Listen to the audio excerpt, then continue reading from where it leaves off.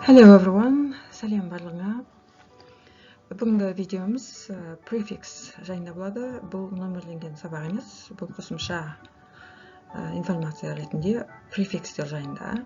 Prefix дегеніміз қазақшада жалғаулар деген бар. Жалғауларды suffix дейміз. Бұл жалғаулар соңына жалғанады, suffixтер. Prefixтер сөздің алдына қосылады. Pre деген алдына деген сөз бұрын, fix бекітілу, сонымен бұл сөздің алдына бекітілетін жеке бір әріптен тұруы мүмкін префикстер немесе сөздерден тұруы мүмкін. Әрбір префикстің өзінің мағынасы болады, сондықтан бұл префикс жалғанған сөздер мағынасын өзгертеді. Мына бірінші қатарда префикстер болады, екінші қатарда сол әрбір префикстің мағыналары болады. Үшінші қатарда сол префикстер жалғанған сөздерге мысалдар. A, ол not, without деген мағына, сыз деген сөз. Odd, strange деген мағынаны білдіреді. Және де оғаш деген сөз ол. Мысалы, moral деген сөзді айтсақ, оған A деген префикс қосылып тұр алдынан. Moral, моральды деген сөз. Amoral, моральдан тыс, моральдан жұрдай деген сөз. Odd, strange, оғаш деген мағынаны білдіреді. Typical, өзіне тән, типтес деген болса, atypical, өзіне тән емес, өзінің типінен тыс деген сөз. Немесе оғаш, біртүрлі деген мағынаны білдіреді. Ab, ол да odd, strange, біртүрлі оғаш деген мағынаны білдіреді. Normal, қалыпты деген сөз. Abnormal, қалыптан тыс. Ante, earlier, before, дейін, алдын, бұрын деген мағынаны білдіреді. Natal деген сөз түбірі. Antenatal, босану бұл жерде мағына. Natal деген латын сөзі босану, тууға байланысты. Native, туған жер дегенді native land деп айтады. Antenatal, босануға дейін деген сөз, босанғанға дейін.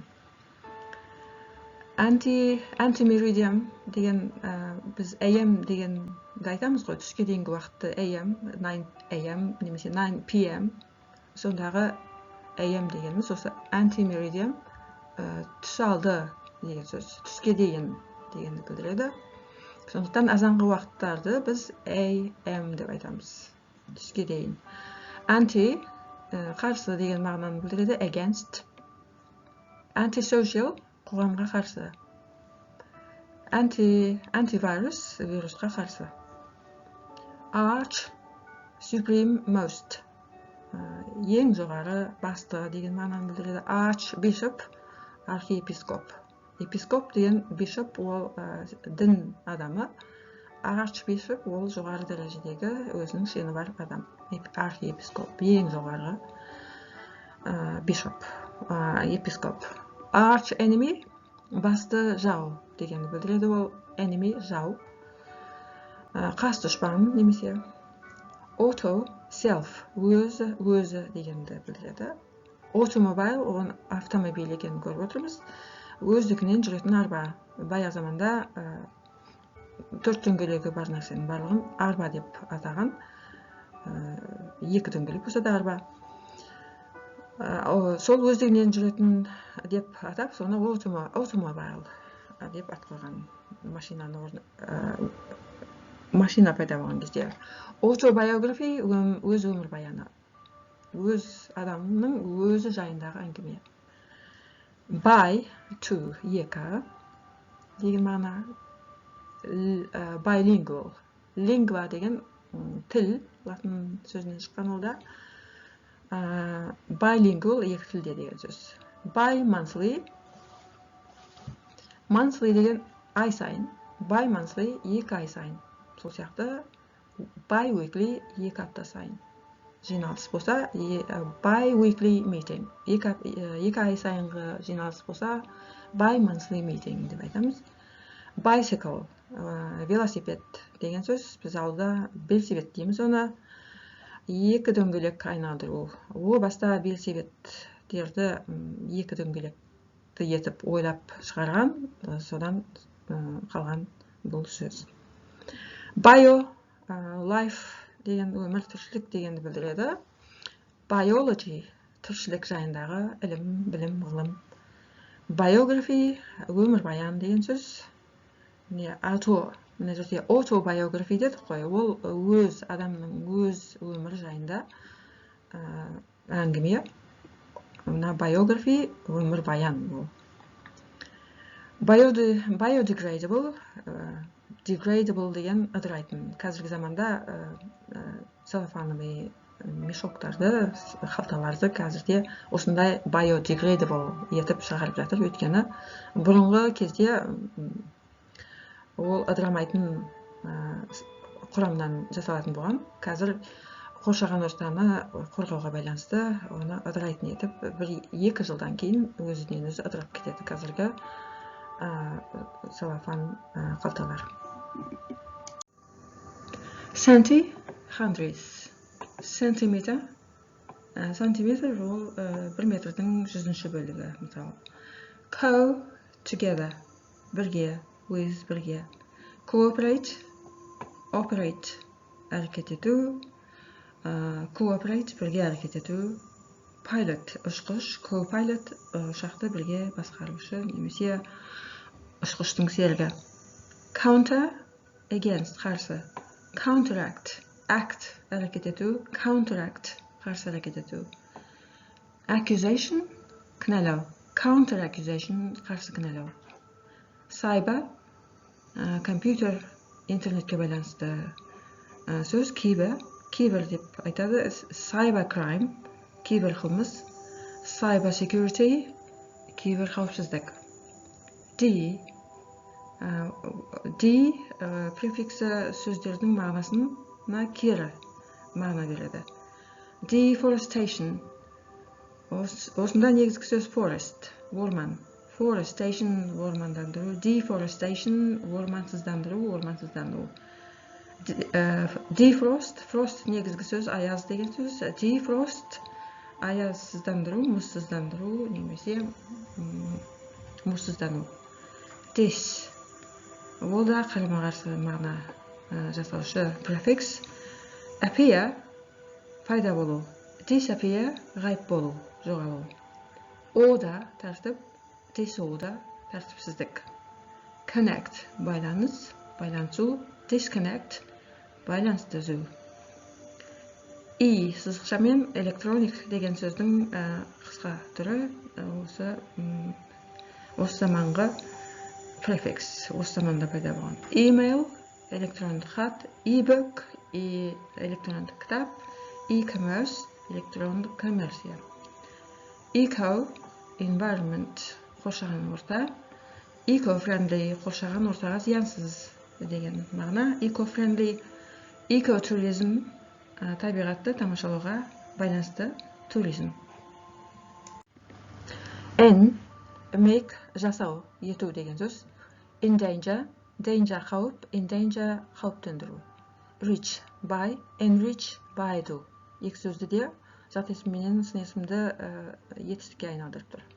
Ондай информацияларды сөз табына, қай сөз табынан қай сөз табына айналу жайында информация қосам деп ойлап едім, бірақ ол қоссақ видео ұзақ болып кетеді. Оны басқа кезде айтамыз. Ex, former, бұрынғы деген сөз. Ex-wife, бұрынғы әйел. Ex-president, бұрынғы президент. Extra, exceptionally, айрықша деген мағына. Кейде outside, тыс. Айрықша деген мағынада extra special десек, тым ерекше. Айрықша ерекше. Extraterrestrial, жерден тыс деген сөз. Жер планетасынан тыс. Осы жерде мен кішкене қосымша айта кетейін. Terra деген сөздің түбірін. Мына адамдар террадан тыс тұратын адамдар. Жерден тыс. Ол адамдарды мен әлі бір ретте кездестірген емеспін. Латин, терра деген латын сөз деп айттық қой. Сол сөзден территория деген сөз шыққан осылай. Territorium, territory.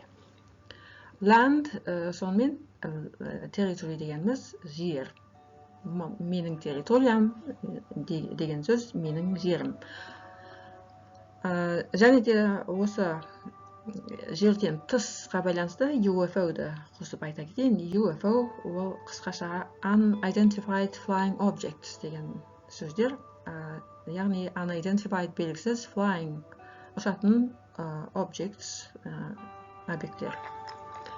Осы терминологияны орысшаға сөзбе-сөз аударған неопределенные летающие объекты. Объекты дегенде мен мына жерде бір знакты қалдырып кетіппін. Белгісіз ұшатын объектілер деген сөз. UFO ағылшынша, NLO қазақша БО деп айтуымызға болады. Before алдын ала деген сөз. Foretell алдын ала айту, болжау. Foregone алдын ала белгілі болған, шешілген деген сөз. Geo жер. Geology жер туралы ғылым. Геология деген сөз. Geopolitics жершілік саясат. Hyper extremely аса, асқан, тым, өте деген мағынаны білдіреді. Hypertension шамадан тыс қысым. Медицинада гипертензия деген сөз бар. Ол орыс тілінде көбінесе H-ті мына деп Г деп айтады ғой. Сол гипертензия осы сөз. Hypertension шамадан тыс қысым деген сөз. Жоғары қысымдан зардап шегетін адамдарды гипертензия деп соларға, сол кісілерге, сондай адамдарға диагноз қояды. Hyperactive, active деген белсенді, hyperactive өте белсенді. Ill нашар, badly. Ill-advised, advised деген кеңес беру, ill-advised болса нашар кеңесілген деген сөз.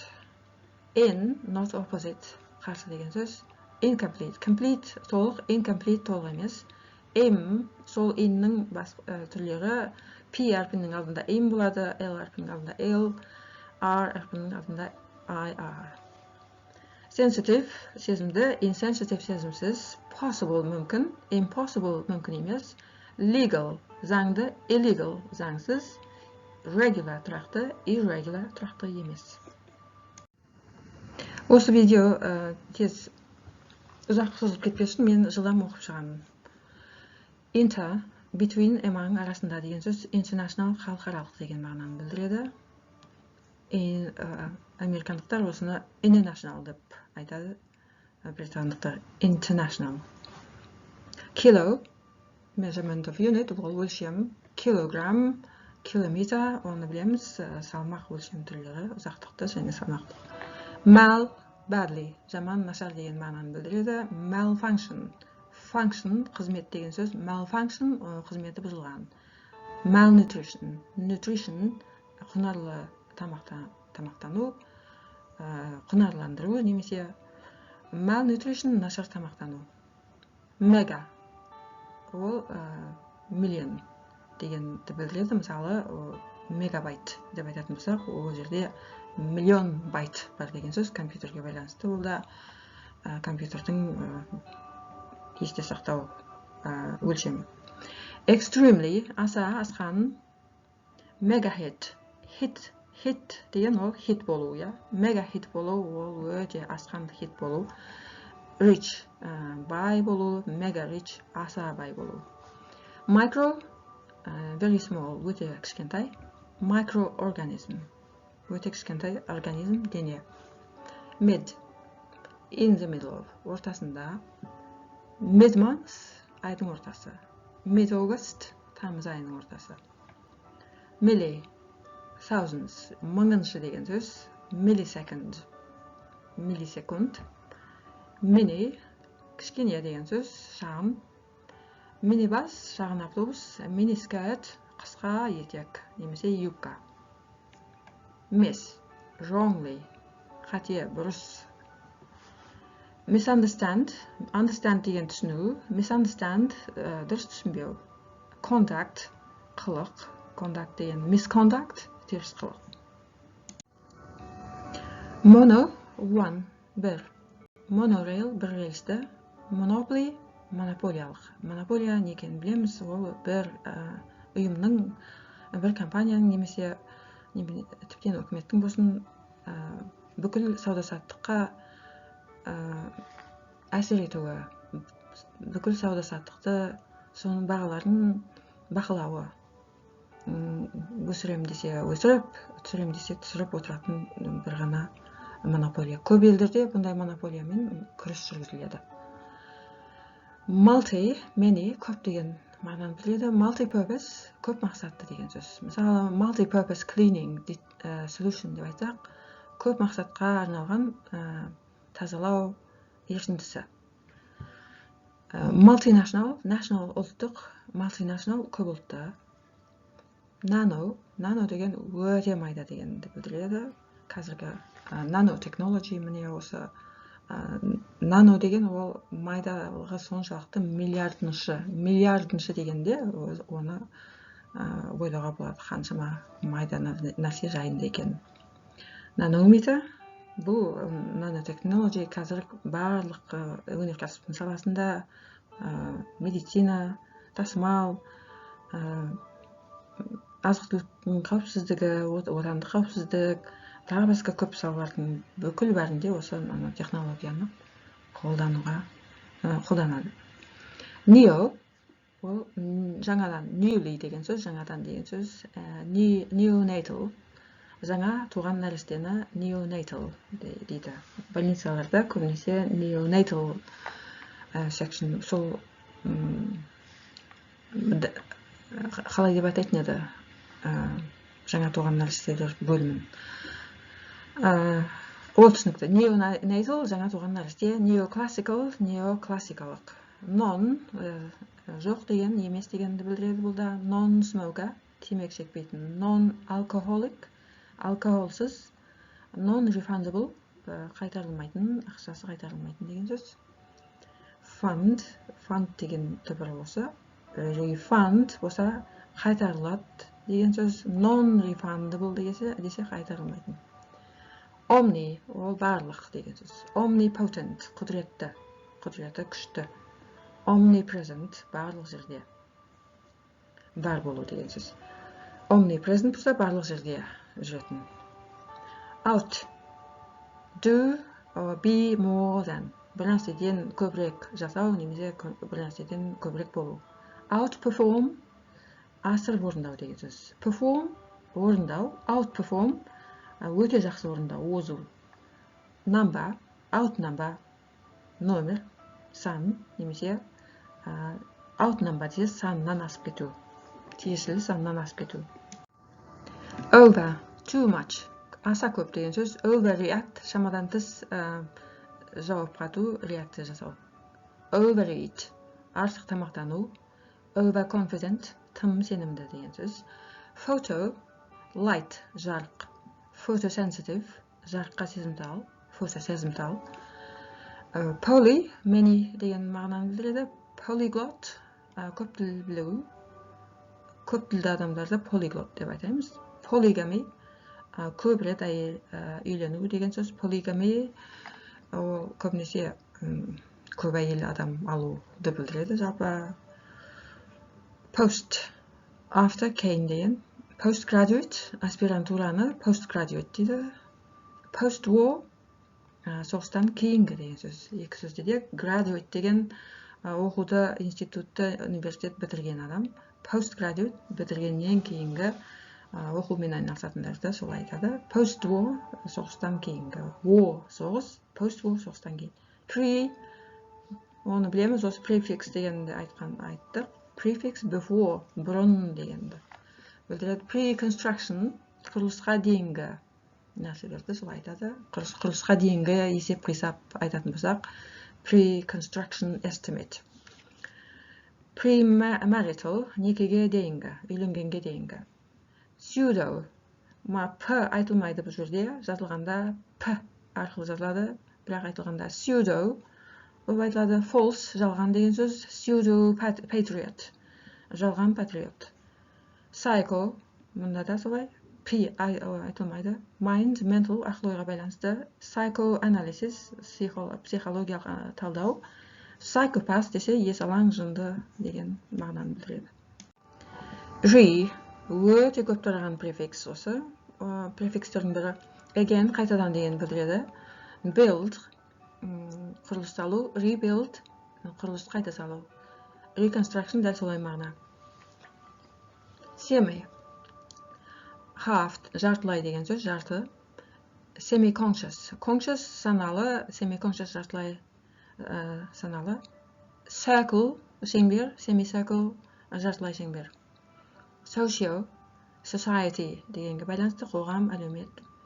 Sociology әлеуметтану, socio-economic әлеуметтік экономикалық. Sub below астында деген сөз, төменде. Substandard сапасы төмен. Standard болса, стандартты, сапалы деген сөз, substandard ол сапасы төмен. Zero нөл деген сөз, sub-zero нөлден төмен. Super more than special деген мағынаны білдіреді, артық, ерекше деген. Supermarket көп нәрселер сатылатын супермаркет. Superwoman ерекше әйел. Теле distant деген білдіреді, алыс, қашық. Telescope телескоп, television теледидар. Thermo heat жылу деген мағынаны білдіреді. Бұл грек сөзінен шыққан. Көп терминологиялар осы жерде грек немесе латын сөздерінен тараған. Бұл сөздің барлығында тек ағылшын тілінде емес, европалық тілдердің көбісі осы префикстарды қолданылады. Сол сияқты орыс тіліне де ауысып барған. Thermometer ол термометр деген сөз, жылуды өлшейтін. Thermoelectric термоэлектрлік, жылу электрлік. Trans арқылы, across арқылы деген сөз. Transatlantic Атлантика мұхиты арқылы деген сөз, трансатлантикалық. Trans-Siberia Сібір арқылы деген сөз. Three, үш деген мағынаны білдіреді. Тригонометрия ол үшбұрыштарды зерттеу жайында оқу. Ultra extreme, beyond шектен тыс деген білдіреді. Ultrasound ультра дыбыстық. Ultramodern ультра заманауи, модern деген заманауи, ultramodern ультра заман, аса заманауи деген сөз. Not opposite деген сөз, емес, керісінше деген мағынаны білдіреді. Мына сөзде мысалы unexpected, күтпеген деген сөз. Expected болса күткен, unexpected күтпеген. Reverse action, кері әрекет деген сөз. Tidy ұқыпты деген сөз, untidy ұқыпсыз. Under too little, тым аз деген. Underdeveloped, developed дамыған, underdeveloped дамымаған, немесе жеткілікті түрде дамымаған, төменгі дәрежеде дамыған. Understate аз айтылған деген сөз, state деген айту, understate жеткіліксіз айтылу. Underestimate төмен бағаланған. Uni one бір деген мағынаны білдіреді, ол да. Unicorn жалғыз мүйізді. Unilateral бір жақты. Vice deputy орынбасар деген сөз. Бізде Қазақстанда депутаттар дейді, соның қайдан депутаттарды шығарылғанын білмеймін. Оның барлығы орынбасар болып табылама. Қысқасы бұл орынбасар, ағылшын тілінде солай мағынасы. Vice chairman десек, төрағаның орынбасары деген сөз. Vice president вице-президент, президенттің орынбасары. Осымен осындай префикстердің мағыналарын білсеңдер, көп сөздерді түсіне беретін боласыңдар. Ағылшын тілінде кездескен, немесе басқа да европалық тілдерде, орыс тілінде болсын, кездескен, қазақ тілінде де бар осындай техникалық сөздер. Осымен бүгінгі видео тамам. Келесі видеоға дейін сау болып тұрыңдар. Bye for now.